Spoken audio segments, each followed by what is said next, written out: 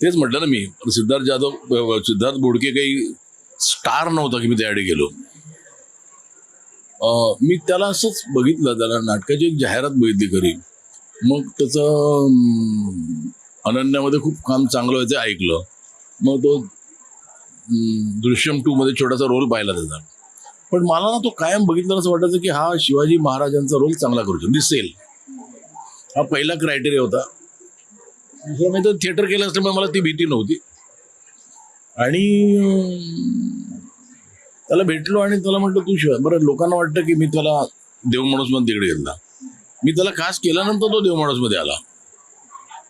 In fact मी देव माणूस करत असताना मी विचार करतो की ह्याला आपण नको घेऊया शिवाजी महाराज.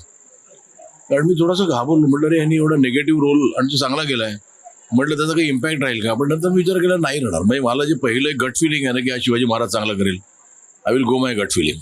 संपूर्ण व्हिडिओ पाहण्यासाठी ओनली माने न्यूज चॅनलला जरूर भेट द्या.